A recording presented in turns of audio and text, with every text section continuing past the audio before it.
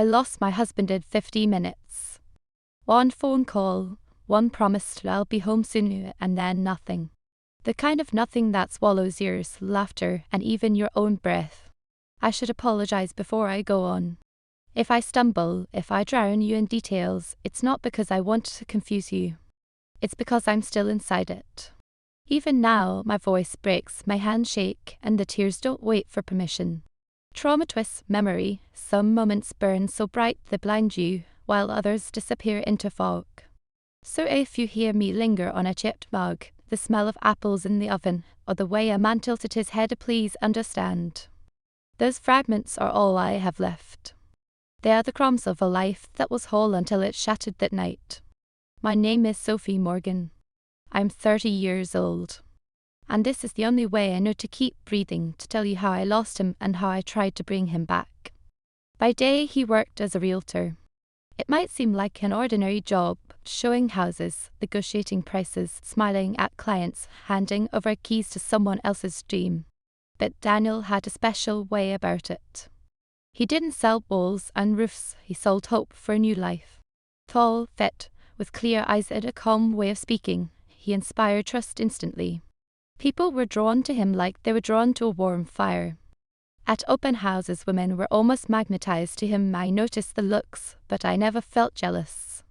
He never played games with anyone's feelings.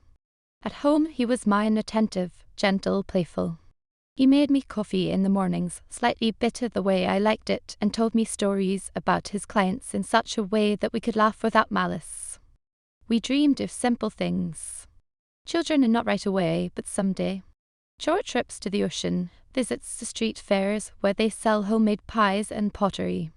Autumn days when we would dry apples in the oven so the house would smell like warmth. Sometimes it seemed like our happiness was too smooth, like glass, and that any stone could shatter it.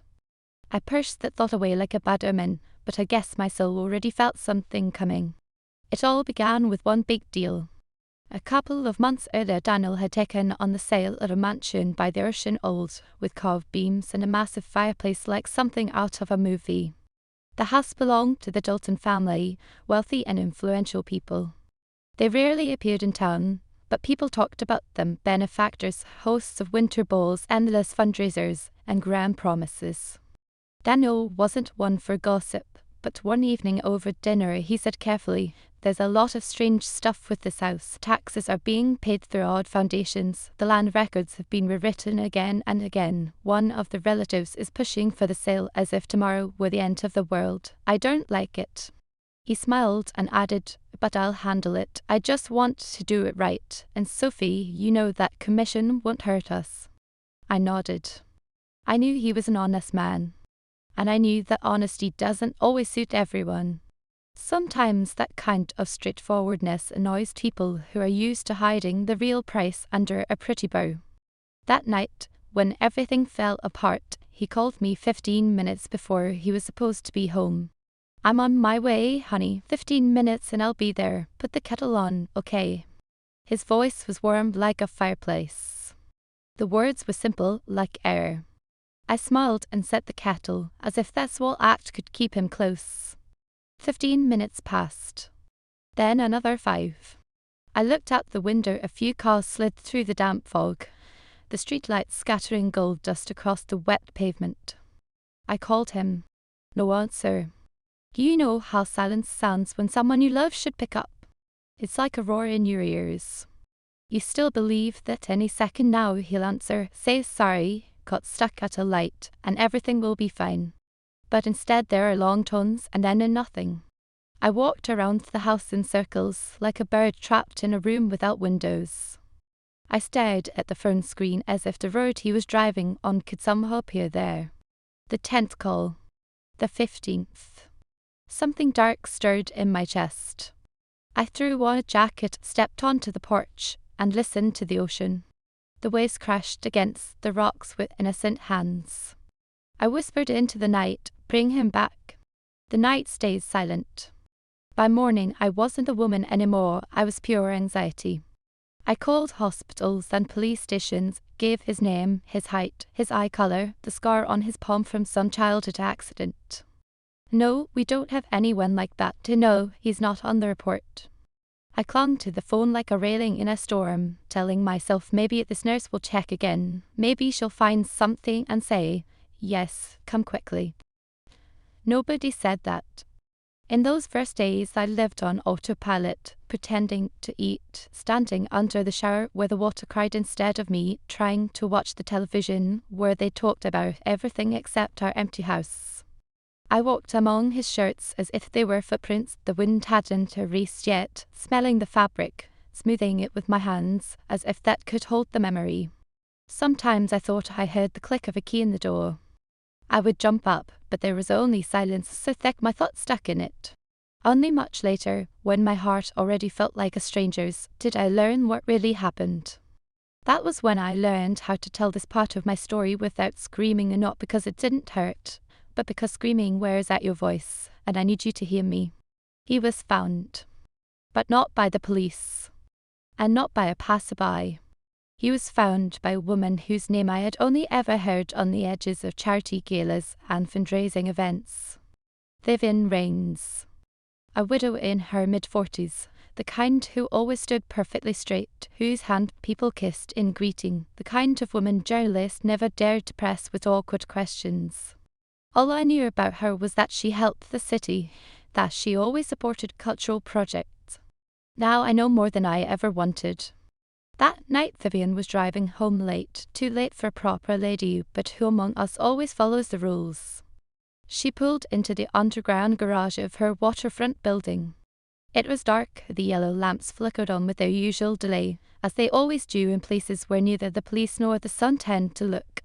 And she saw a man on the ground. In that light his blood looked black. He was breathing shallowly, like someone fighting to stay in a world that was already pushing him out. She bent down. I have to admit, there's something in this scene I can't forgive her for, but I can understand on a human level. Even through the blood and bruises she saw in him not just some stranger in trouble. She saw what so many had seen when they met Daniel, that calm strength that doesn't disappear even in weakness. I don't excuse her, I'm only telling it honestly. His shoulders, the line of his jaw, the way he tried to sit up before slipping back into darkness, all of it could stir a heart. And there was one more thing, his voice. He moved his lips. It was hard for him to open his eyes, but the words came. Broken, barely more than air, and yet clear enough. No please, no police, those were the words of a man used to relying on himself, a man who in his last moment of strength didn't want to become a public story. He didn't know who he was speaking to. He couldn't have known. He just said it to the first person near him. And then he passed out, as if that phrase had taken everything left in him. Vivian's fingers trembled. I don't know exactly what happened next. I know from later stories, from fragments that formed a picture. But I can imagine it. She stood over him, and in her eyes was that flash that betrays not compassion, but hunger for something rare. Vivian was lonely. Her evenings ended in emptiness, even if they began with applause. Men in her life had come and gone. She wanted not a partner, but proof of her own worth. And here at her feet lay a man who I know it would never have belonged to her under other circumstances. And in her, a dangerous feeling was born to keep him. To hold onto him as if he were an object or a miracle dropped straight into her hands. She didn't call the police. She called her doctor, not the kind who files reports, but the kind who arrives with a bag and silence. She ordered security to lift the man carefully, making sure the cameras temporarily stopped working. The doctor gave injections, bandaged wounds right there. His head was split open so badly that blood had soaked through the collar of his jacket. They covered him with a blanket and drove him to her house on the cliff, the one with huge windows looking out over the cold ocean, where thick carpets muffle footsteps, where money hides everything ugly. The next morning he didn't remember his name, or my smile, or our house, or the fact that the Dalton family wasn't to be looked at too closely the way he had. His memory was wiped clean, like chalk from a board. Vivian sat beside him, holding his hand, her hand said to be cool as porcelain. She looked at him the way someone looks at a painting they've just bought at auction, carefully, but with the feeling that it's now their most valuable possession. She told him, "You're safe, everything is fine." And it was only half true. The name she gave him hit me like a glass shattering, Arnold Pitt. 2 words that meant nothing to me, but where I desperately wanted to find at least one letter from Daniel. Vivian had connections.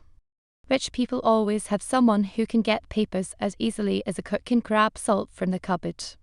A distant relative was found with a matching birth date and a history that could be swapped. A lost ID number, a clerk willing to file a temporary certificate for the right kind of gratitude, a lawyer to smooth the sharpest edges. For ordinary people, this would take months. For her, just days. And me? Those days I walked into police stations with his photo, looking into the eyes of people trained to show sympathy at work but who had forgotten it at home. I left business cards, copied down numbers, went back to the parking lot of his office where it smelled of damp concrete, oil, and secrets. I tried to figure out the exact point where my world had split. I told myself, "Sophie, hold on, he's strong, he'll be found." And every time I said it, a long pause fell inside me, so long I felt I could never cross it. Now you'll ask, why was he attacked? Why? After all, a realtor's job is smiles, keys, and paperwork. I thought so too, until I learned a few details. The mansion by the ocean wasn't clean. The papers went in circles. Money flowed through a charity fund that suddenly started buying things far too expensive for helping children. One relative, the one who liked to play generous, threatened to cancel the sale unless the price dropped to something convenient. Daniel, who had a way of looking into the root of things, started asking questions. Not loudly, but in the quiet places where questions still matter, to the lawyer, to the appraiser, to the neighbour who knew which night's suitcases were carried. I don't know exactly which question made him inconvenient. But I know this, he wasn't just randomly attacked in that underground garage. It was a meeting without witnesses. And yet I have no paper pointing a finger at anyone. What I have are the scars on his head and the empty nights. Sometimes that's enough to understand the truth. Somewhere between locks and gates, Vivian stitched herself a fairy tale. In her story, the man she saved would wake up and realize life had started over, and in this life she was beside him. Her gaze, her house, her rules. She chose his clothes, his haircut, even his aftershave. She told him little stories, that he always loved quiet, that he never liked crowds, though my Daniel had loved laughter and company. She rewrote his tastes the way a hostess writes a dinner menu. And he, pale and bandaged, listened and nodded. Because he had no anchor. A man without memory believes the one who brings him water. And me? In the morning I turned on the local news, hoping to catch even a hint. Missing man, 33, height, description, no, that was someone else. Another broadcast said an unknown man had been found on the highway and taken to the hospital. I rushed there, into the smell of antiseptic and hopelessness, only to be told it wasn't him. I drove home, catching voices on the radio that seemed like other people's lives, and wondered, how is it possible that other lives continue, when mine froze at 15 minutes and I'll be home? You'll ask one more thing. Why did he say no police? I've asked myself that question so many times it's rubbed my heart raw, like a shoe that doesn't fit. I don't think Daniel wanted to hide a crime. I think he knew, if the Dalton family and their ways of doing business were involved, an official scandal would drag us into a whirlpool that swallows not just money, but people. He always thought of me. Maybe he wanted to protect me from that vortex. In that moment, bleeding and weak, he clung to one simple thought: no police, less noise. It wasn't strategy. It was instinct. Instinct doesn't get smarter just because the wrong person hears it. I understand how dangerous it is to mix pity with desire. Vivian mixed them. In her eyes, pity quickly gave way to something else, greedy, demanding. She didn't drool, no. On the outside, she was flawless, as always. But inside, a hot wave surged up, saying, "This is mine." And mine is the scariest word when spoken by someone with power. She didn't take him by force, but by care. She looked after him. She protected him. She gave him a new name, a new life. And with every new I still want to run to the ocean at night and scream into the waves, because only they know how to listen. I could end here, but there is one more detail I need to speak out loud so you understand the scale of my loneliness. A couple of weeks after his disappearance, I got a call from an unknown number. A man's voice said flatly, "We checked the cameras around your house. Also in key parts of the city, Morgan's car was here, then vanished in a dead zone in the underground garage. Cameras weren't working." I thanked him, hung up, and realized I didn't even feel anger anymore, only emptiness. The cameras weren't working. In a city where everything works when it's supposed to. That was the first time I thought of Vivian for real. Not as a distant society lady, but as someone who could have been there, where the cameras just happened not to work. I thought it and I got scared. Because in my head 2 lines crossed, her name and his disappearance. From then on I started collecting crumbs. I remembered every little story he had told about work, how one client woman seemed to forget why she came to see the house and just sat there staring at his hands, how one time he left the office and someone gave him a strange look, not angry, but wounded, like he had stolen their right to attention. I remembered how he spoke about the Daltons, cautious, not accusatory, but with that rare tension in his voice. I put these scraps together like pieces of a puzzle. The picture wasn't complete, but the middle was already there. If you've read this far, you probably expect me to say, "And then I saw him." It's true, but not right away, and not the way movies show it. It happened one day when I was too tired of standing still. My friend convinced me, "Sophie, you need to get out of the house." I went not to have fun, but because I couldn't bear to sit in those 4 walls anymore. On stage was Vivian Rains.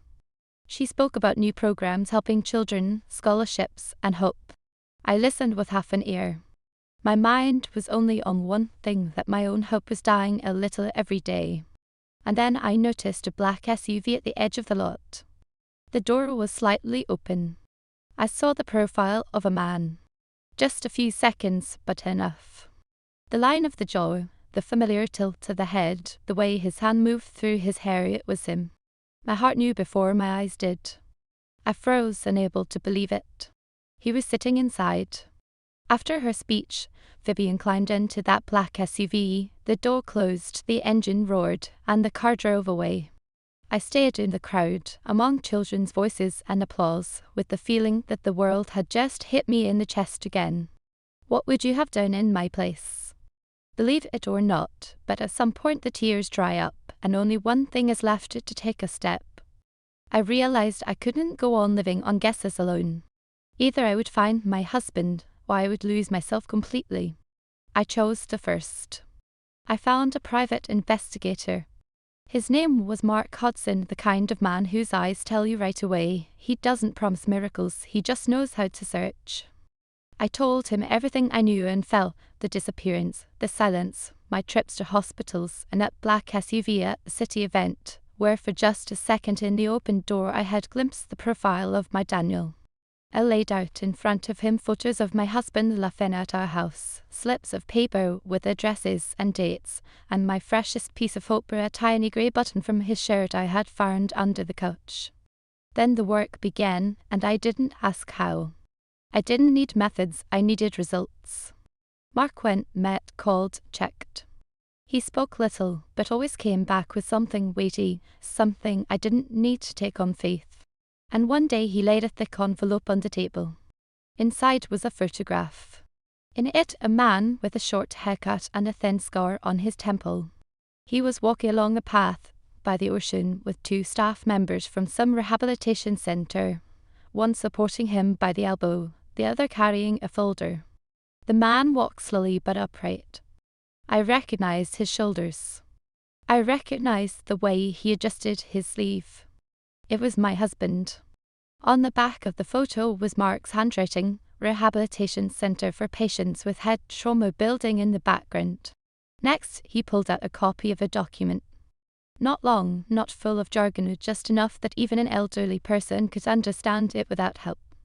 It was a temporary ID card in the name of Arnold Pitt. Strange letters, a strange name in my new reality. In their notification address field, the cliffside house where Vivian Rains lived. Alongside it was another document, official this time.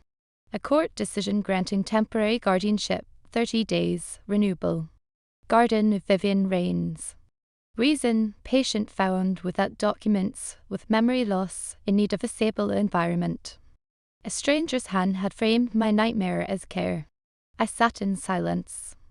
I wasn't surprised that it was all done properly. What wounded me was that it was all done so coldly. Those unfamiliar letters explained the nightmare. He was alive, and he had a new name.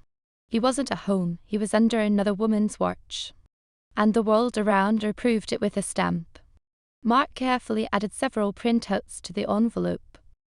In one of the yard of that cliffside house, wide windows, low hedges, the ocean beyond the fence. In another, a man in a grey coat stepping out of a car, squinting against the sun.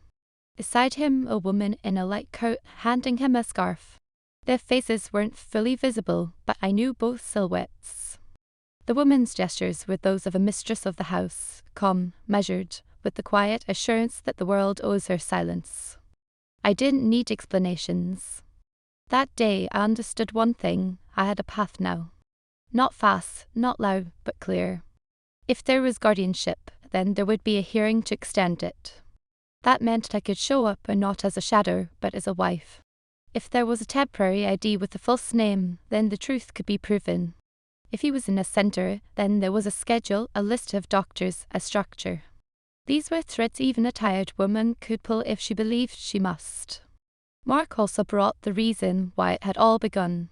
He found people who whispered truths when there were no cameras or microphones. Someone from the real estate business said there had long been strange talk around that mansion. That the price was meant to be slashed at the last minute, and any honest agent stood in the way. That the family, known for glittering charity balls, liked to handle business quietly. These weren't proofs for courtroom, but background that made things clearer. And most of all, one detail: a few days before he vanished, Daniel had told colleagues he'd been strongly advised not to dig deeper, that it would be easier for everyone. And my husband always did the opposite when he heard something like that. Mark didn't ask me for faith. He told me something simple: there are two lines that meet at one point. The first, a shady deal over an old mansion by the ocean. The second, Vivian Rains, who just happened to be there when my husband whispered to no police, then lost consciousness and memory. Coincidence or plan, that's for the court. For me, it was direction. I don't like scenes where someone screams and throws themselves into arms. Life gives you moments where you stand 5 steps away from the person you love, and you realize a scream would not help, it would cut. I asked Mark to help me see my husband in person, but from a distance. He agreed, knowing sometimes eyes need proof no paper can provide. We went to the same rehabilitation centre. It was near the ocean, where the wind is always colder than you expect. I stood by the side entrance, gloves in my hands, unable to put them on because my fingers wouldn't obey. The door opened and he came out. Short haircut, a scarf someone had clearly insisted he wear, his steps cautious, like a man afraid to stir up pain. He paused, looked toward the ocean, and in that small movement was all of my past, the habit of gazing into open space. I didn't call out. I had no right to chance. I barely breathed as I watched him take 2 steps, 3, watched an attendant touch his shoulder, watched him nod. And then something inside me lifted my eyes. For a second he turned his head exactly the way he had thousands of times at home. And I saw not only the scar, but the emptiness, the kind left by amnesia. His gaze slid past me as if I were just another stranger by the wall. It was a soundless blow. I didn't cry. I stood and listened to the wind. It smelled of salt and iron. I realized my path was no longer just love, but also paper. I would not return to them with screams, but with facts. And if that meant walking into a courtroom, then I would walk. Mark kept bringing me simple but solid things. He found an official paper that said Arnold Pitt was under temporary guardianship and receiving treatment for memory loss. The guardian had the right to make decisions about daily life and activities. At the bottom, a small note, guardian X and patient's interests. Another document was an appointment slip with a doctor's name I didn't recognize, but the time and address matched what I'd seen in the photographs. There was another photo, the heaviest one. On it, the terrace of the cliffside house. In the distance, a strip of ocean, cold and flat. A man sat wrapped in a blanket staring off. A woman stood beside him, showing him something, maybe a book or a charity program. She held it delicately, like something recently bought and still fragile. I wasn't looking for symbols, but they came anyway, my husband being kept safe like a precious painting, and a woman who thought the painting now belonged to her. I thought a lot about that night when he said, "No police." I was angry at the phrase, but I also understood it. He had always protected me from noise and filth. If he felt that deal carried dangerous strings, he may have believed he could resolve it quietly. He couldn't have known the wrong woman with the long reach and hungry heart would be there. The phrase that was meant to lessen the disaster became the perfect shield for her. Here, in the middle of this second part, I want to ask you, the listeners and readers, what would you have done in my place? Would you have gone to her gates and demanded to be let in, risking everything? Or would you gather documents, marriage certificate, shared accounts, medical records, witnesses, and fight through the law, leaving her no proper argument? I chose the second. I gathered our documents, marriage license, photos, letters he wrote me from work, his notes about plans for our home. Mark advised me to consult a lawyer who specialized in family and guardianship cases. This wasn't war, it was work, file petitions, request evaluations, demand supervised visits. If needed, a DNA test, so no one could hide behind, he doesn't remember. While this process moved forward, Mark found another cornerstone for my case. He brought me a short clipping in a city news and noticed that a foundation connected to the Dalton family had supported a rehabilitation program for head injury patients at that very centre. Polished wording, smiling faces in the photos, and not a single real name mentioned. That was enough to teach me something simple. Other people's care love silence, which meant I had to learn to speak loudly but properly. I drove to the ocean alone. Sat on a cold bench, the cliffside house in view. I didn't need to get closer, it was clear even from far away. I thought love isn't just warmth, it's discipline. I had to go to the end carefully so that not one step of his fragile recovery would break under my screams. Let it tear me apart inside, I would rebuild him piece by piece. Name, status, the right to visit, the right to treatment with me at his side. The ending of this part is simple. Mark found the date. In the coming days, the county court would hear the case to extend guardianship over Arnold Pitt. And for the first time since all this began, I had not just I want, but I can. I could walk into that courtroom and say his real name. I could show our marriage license. I could ask the judge for an evaluation, medical, legal, human. I didn't know how Vivian would act. Maybe calm and soft as always, claiming to act in the patient's interest. Maybe cold like her windows on the ocean. But for the first time in weeks I didn't fear her. I had something she didn't, the truth of who he was, who he is, and who he could be again once his memory returned. And I had memory enough for both of us. That was enough to endure court halls, the jingle of keys in offices, the whispers of lawyers, and strangers' blank faces. Enough to stand and say words stronger than any forged paper. His name is Daniel Morgan. He is my husband, and I am here to bring him back his life. And after that there would be court. And there would be a meeting. And there would be a moment when he lifted his eyes to the ocean again, and I would finally say what I hadn't that night. I'm here. Believe it or not, but there is a pain worse than losing someone. It's when the person you love looks at you with empty eyes and tells you a stranger's life in your own voice. I thought I had already hit bottom. Turns out there are doors below that too. We filed a petition in court, me as his wife, them as his guardians. I hand shook, but I held on to simple things, our marriage certificate, joint accounts, photographs of us laughing at our house.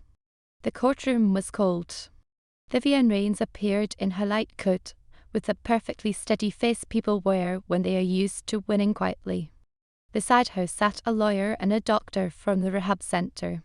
They spoke calm words: the patient, a stable environment, protection of interests. I spoke different once: my husband, our life, our family. The judge listened to everyone. The decision was cautious, like stepping on thin ice. The temporary guardianship would stay, but I was granted the right to one short visit under supervision, and an independent evaluation of his condition was ordered. Dry words, but for me it was a window, however narrow. The first meeting was scheduled at the recovery center, where he was now listed as Arnold Pitt. I came early and kept my hands clasped in my lap so they wouldn't shake. The room was bright, smelling of clean towels and something minty. At the table sat a woman psychologist, quiet, in a soft cardigan. She smiled, but the smile meant, "Don't disturb." He walked in. Everything was the same, and everything was wrong. The same posture, the familiar set of his shoulders, the little movement where he touched his sleeve as if checking for a missing button. And yet a new look in his eyes, distant, like a traveller who hasn't fully returned to the ground. I stood up. He looked at me politely, like at someone he had just been introduced to. The psychologist said evenly, "Arnold, this is Sophie. She says she knows you." I clenched my fingers. I wanted to say, "I'm your wife," but all I said was, "I'm Sophie." He nodded, sat down calmly. The psychologist began gently, "Tell us what you remember, Arnold." And he spoke. Each word was a stone in my throat. He said how he had always loved silence, how since childhood he couldn't stand crowds, how he always dreamed of living near the water to hear the surf. Those were my phrases about him, cut and twisted. My Daniel loved people, conversations, the loud laughter of friends. He wasn't afraid of water, but always joked that he never went deeper than his ankles in the ocean. And here, since childhood, he hated noise. That wasn't him. That was someone else. I stayed quiet and listened as strangers' sentences wrapped around him in my voice. At one point he smiled politely, the way people smile at social events, and repeated, "I feel calm, it's quiet here, people are kind, everything is right." That last phrase, "everything is right," sounded like a password that didn't belong to him. After the meeting I sat in my car staring at my hands. It felt like the echo of his voice was bound into my skin, and not my husband's voice, but the voice of a man given a script. Mark, our detective, sat down next to me and said quietly, "Look." He showed me a thin blue folder. On the cover a neat label, patient orientation packet. Inside simple sheets, "My name is Arnold Pitt. I love silence. I feel safe with Vivian." Large font, short phrases, repeating pictures: the cliffside house, a blanket, the flat ocean, a bright kitchen. This wasn't memory therapy. This was a mantra. I went home and sat by the stove for a long time, listening to myself. And I understood what they were doing. Every day he was being told the same things. In the same tone, the same words, the same images, the same facts. And memory, still confused, grabs the nearest anchor. If the anchor is their voice, he repeats their voice. They called it memory support, but in truth it was planting false memories until they felt like his own. At the next visit I didn't bring papers. I brought smells. In my bag was a small container of dried apples, our autumn ritual, and his favourite orange mug with the tiny crack near the rim. The psychologist looked at me with polite caution, "Please, no extra stimuli." I nodded, set the container on the table, and kept the mug in my hands. He came in, still polite as ever. We sat. I opened the lid. The sweet smell of warm childhood filled the room. He held his breath for a second. Just a second. Almost invisible. I tilted the mug so the crack caught the light. His eyes shifted, and his hand moved instinctively as if his fingers remembered how to hold it so as not to burn his lips. My heart pounded so hard I thought the whole center could hear it. "This is yours," I thought. He drank from it those weekend mornings when we laughed over coffee too strong. He looked away. The psychologist quickly noticed and gently, like a cat, closed the container. "Sophie, let's not overload him," she said. "Give him time." I smiled. That's exactly what I'm doing, I answered out loud. And silently I added, I'm giving him what you never will, a truth that smells like apples and coffee. A week later, Mark brought me something else. A thin printout like a stray page. On it a schedule of supportive talks for Arnold Pitt for the month. Each day had repeat key statements. You are safe here. You love silence. You are grateful. And a section for corrections. If the patient mentioned home objects not matching current life, bring him back to stable anchors. I stared at those words and thought how simple it sounds and how deeply it breaks a person's roots. The third meeting mattered to me more than court. At home I took out one of Daniel's old t-shirts, not for him, for me to have strength. I went to the centre empty-handed. Only myself and one word ours. When he walked in, I didn't tell stories. I said simply, soon you'll remember the taste of bitter coffee. He froze for half a second. In fall we dry apples. On the baking sheet I always sat crooked. He placed his palms on the table like someone dizzy from a sudden wave. The psychologist looked up quickly but stayed silent. You have a tiny scar on your palm because as a child you tried to open a can of peaches with a knife and slipped, I added calmly. He lifted his hand and stared at it as if seeing it for the first time. The psychologist whispered, Sophie, let's stop here. I smiled, of course. But my words had already gone where they needed to. A few days later there was another court session about extending guardianship. Vivian came dressed in her pale colours. Her voice was warm, but her words were ice. We are caring. He is improving. In no aggression. A routine is followed. I stood with my folder. The judge gave me the floor. I asked for a joint meeting under the supervision of an independent doctor to test if he responded to true memories. I asked permission to bring safe personal items of the mug, our photo album, a note in his handwriting. The judge turned to the rehab doctor. He spoke cautiously but honestly. Sometimes everyday details can trigger recovery. If handled carefully, it's possible. Vivian pressed her lips. It was her first no, spoken without sound. That night I heard a short news piece on TV, a foundation where Vivian sat on the board had supported a memory recovery program. The story was cheerful, music, faces, smiles. I suddenly saw it clearly. They weren't enemies of the world, they were its friends. They gave the world a pretty picture, which meant I couldn't break it with screens. My truth had to be just as neat as the lie, only smelling of apples and carrying his name. The joint meeting was set in a small room with a bed and table. An independent doctor was present, a man in glasses with a steady face. He asked everyone to speak briefly without pressure. I brought an album and not new, our old one, the photos already fading. May I asked. The doctor nodded. I opened to a page where we stood by the ocean, the wind whipping my hair, and in his hand the orange mug. A picnic photo, crooked and funny, taken by our neighbour's teenage son, who'd bumped the camera. Brass covered half the frame. I set the album on the table. The doctor leaned closer. Arnold, please look, he said calmly. My husband looked. At first like at strangers, then like at distant acquaintances. Then his eyes fell on the mug. He frowned, as if remembering there was a crack somewhere on that rim. His fingers instinctively moved the way they used to, holding the mug so the crack never touched his lips. His thumb pressed the table exactly where it should. The doctor inhaled quietly. Vivian smiled the way people smile for cameras, wide and empty. Beautiful photo, she said. I raised my eyes and met hers. And for the first time I saw worry in them. After the meeting the doctor said simply, there's a response. He didn't call it a miracle.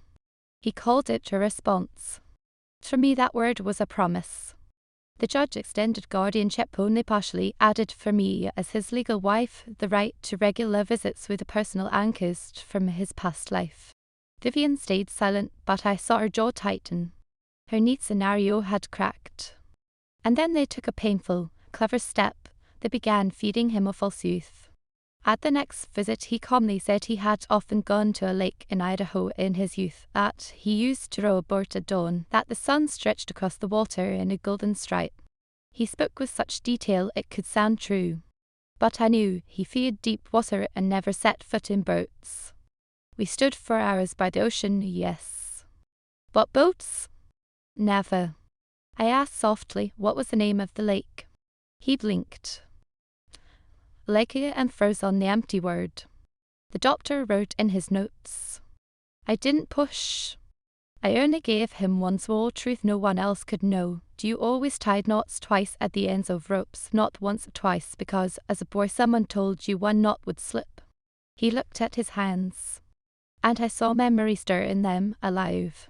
From then on, at our meetings I didn't argue with their false stories. I brought mine. Not in speeches, but in little things. A packet of our favourite coffee, bitter-scented. The old oven mitt with the cherry pie stain. A simple song we once caught on the radio and could never find again. We always sang it wrong. He frowned, grew angry, fell silent. Sometimes at the word home his fingers trembled. Sometimes he repeated like a recording, I love silence. But once, without looking, he adjusted the photo album on the table to line up with the edge exactly as he used to at home, so the pages wouldn't bend. And I knew my man was still there, somewhere close. He could hear me through all their words. Believe it or not, but one question tormented me more than any other. Why did Vivian apply for guardianship? Not a how, not through whom, but exactly why. The answer wasn't in papers. It lived in her empty evenings, in her mirrors, in her fears. And only when I understood that did everything fall into place. I had seen many women unlucky in love. But with Vivian it was different. She didn't just want to be loved, she needed to be chosen. Not by chance, not for a while, but forever, without the possibility of being left. Her life had long been made of glamorous evenings and cold nights. Men came and went like expensive guests, polite, impressive, and always a brief. They took her sparkle and left for homes that smelled of pie in the oven and laughter in the kitchen. They had warmth. She had silence. Guardianship gave her what she had never had before, an undeniable role. Guardian, a word without romance, but full of power. Under that word she hid another one she feared to say aloud, mine. Not my project, not my guest, not my beneficiary, but my man. Not in the sense of passion, but in the sense of control. Guardianship became her way to say to the world, he's with me, and that's the way it should be. But that was only half the truth. The other half was fear. A moment my husband whispered in that garage, no police, a hot and forbidden thought was born in her, if he doesn't want noise, then I can be his silence. And if he has lost his memory, then I can be his past. She didn't know who I was. She didn't want to know. It's much easier to love a man who no longer has a history if you dream of writing it all over again for yourself. I saw it in the details. Mark, our detective, showed me photographs where they sat on her terrace. He under a blanket. She in next to him, slightly to the side, like a mistress who cares and commands in the same gesture. On her face a smooth, calm tenderness. Not the kind that warms the heart. The kind that trains. The blanket a leash. Kindness a key. Everything she did was right because it sounded like care. At first I tried to think of her as a woman unlucky in love who suddenly got a chance from fate. But the farther it went, the clearer it became it wasn't fate. It was hunger for role. Vivian wanted at last to be the woman a man couldn't do without.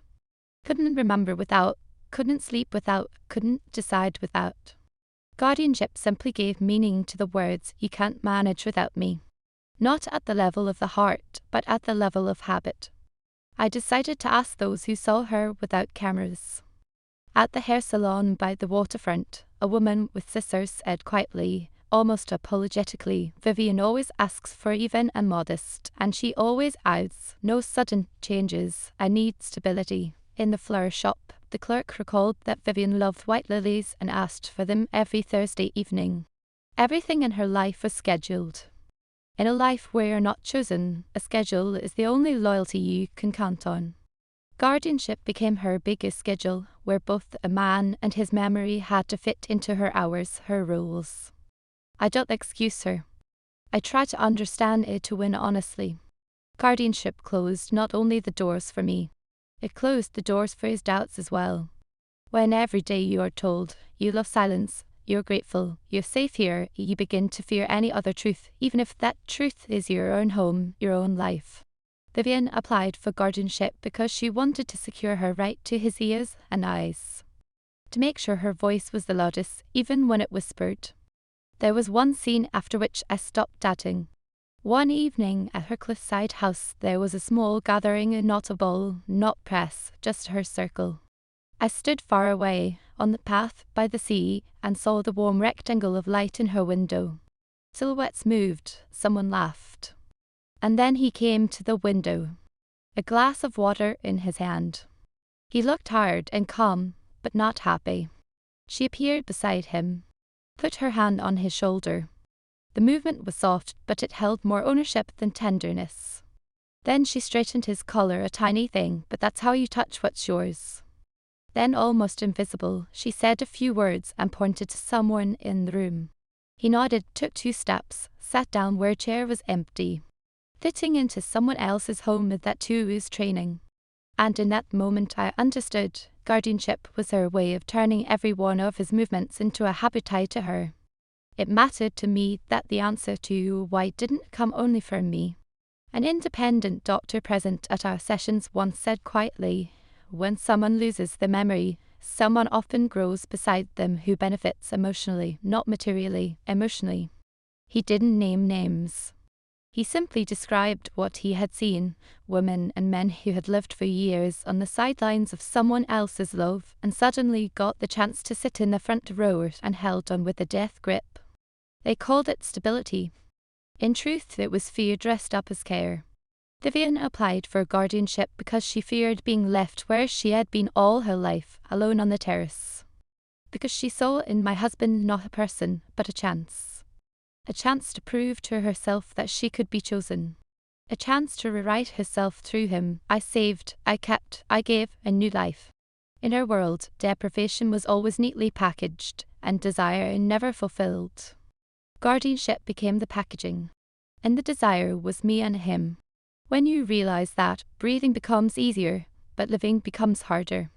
Because you realize you're fighting not with paper, but with someone's emptiness. And emptiness is the hungriest thing in the world. You can't feed it with dresses, foundations, dinners. You can only plug it with something alive. And Vivian chose my husband for that. I'm not going to let our love become a template for someone else's wounds. I chose another path to give him back himself in a way no emptiness could steal.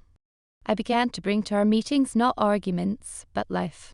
Our coffee, our funny photos, our music with the wrong lyrics.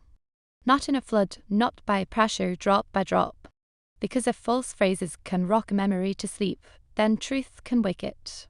Not loud truth, but warm truth. And yet I needed a point strong enough to pierce any script. I knew one. A place where he disappeared, where her guardianship began and my ordinary life ended. That underground garage. I was afraid to suggest it in court. It sounded harsh, frightening, risky. But I had seen how he sometimes held his breath when a door creaked at our meetings. How his finger trembled when a window slammed. That wasn't random. The body remembers. Which meant that there, in that heavy and dark place, a breakthrough could happen. I told Mark. He was silent for a long time, then said, "You're right, we'll ask to do it carefully, with a doctor and police present. It's not reliving trauma, it's a chance." I went pale but nodded. We filed the petition. And the judge, after thought, agreed, one short off-site session under supervision, if the centre approved. Vivian's face went stone and her eyes filled with irritated shine. She understood. Warm blankets and white lilies could no longer stop us. We were heading for reality. I thought she'd try to stop us with words, but she chose another path as subtle as always. The very next day, in our session, my husband suddenly said he had played guitar in church as a boy. It was beautiful, even noble. But false. He had never played guitar. His fingers were too stubborn. I smiled and didn't argue. I just asked him to open his hand and showed him the old scar from a can of peaches. Here's your music, I thought. The doctor noted, response to real personal fact to present. Vivian pressed her lips. Their script was beginning to crack. I'll tell you one more scene so you'll understand fully. On the eve of that trip to the garage, I saw her standing by her window with a phone. She wasn't speaking loudly, but it was clear she was persuading. Convincing someone who doubted. She knew how to persuade years of practice. And yet, her shoulders trembled. Not from cold. From fear of losing control. Guardianship wasn't a rope her man clung to. It was reins she held on her own fate. If he remembered it, the reins would slip. So why did she apply for guardianship?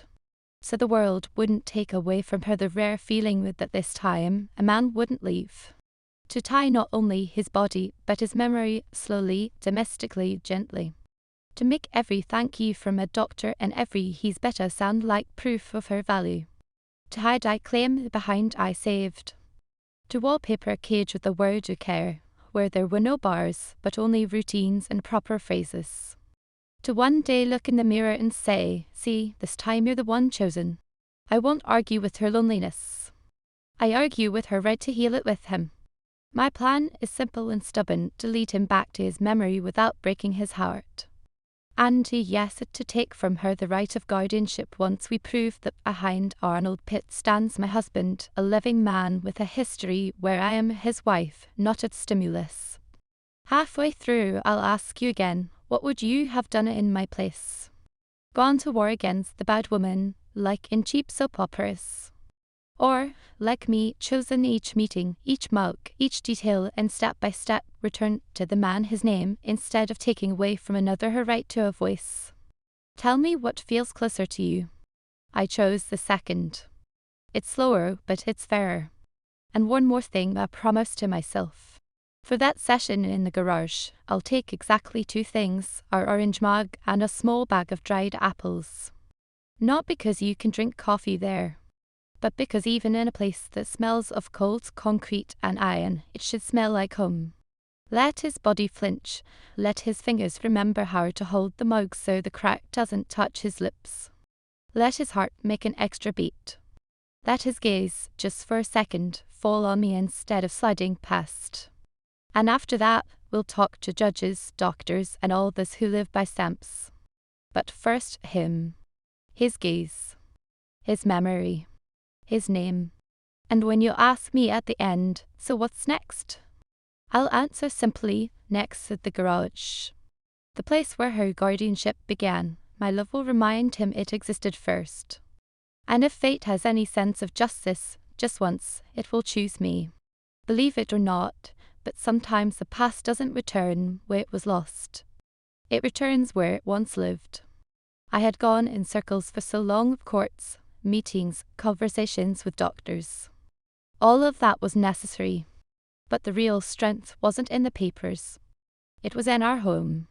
The court had scheduled an off-site session in the very garage where my husband had disappeared. But while the lawyers argued about risks of re-traumatization, I thought about something else. Why should we try to bring his memory back in a cold concrete box when memory has its own true address?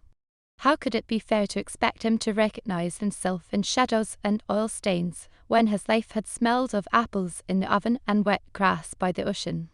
I decided I would file a separate petition and let the lawyers shake their heads. I would speak simply, my husband must come home. The lawyer looked at me with doubt. Mark, our detective, only nodded. You're right, sometimes walls heal better than doctors. To my surprise, the judge agreed. On one condition, doctors would be present, security too. And the meeting would be strictly timed. That was enough for me. Enough for the house to say what I hadn't been able to. The day of the meeting was grey and quiet. I arrived early and opened the windows. Air flowed into the rooms like an old friend. I walked through the kitchen, ran my hand across the table where a tiny mark from a hot pot still lingered. In the living room, I straightened the blanket on the couch, though I knew it would slip anyway. I set the kettle on the stove, took out our orange mug with a crack and a container of dried apples. In every detail there was more truth than in 100 protocols. Then the car arrived. The door opened. He stepped out. In a grey coat, with the same attentive but empty gaze. A doctor and a guard beside him. He took a step and stopped. I could see his body remembering. The house greeted him with the scent of wood, the whisper of wind in the pipes, the creak of the familiar step. He froze. The doctor nodded, go on. He entered slowly. His eyes caught on details like threads. The kitchen. Our table. The kettle, whistling and groaning in just the same way. I stood slightly aside, afraid to break the silence. He came to the table and suddenly ran his finger over a scratch, the very one we had laughed about covering with a band-aid after spilling soup. His lips trembled. Not a smile.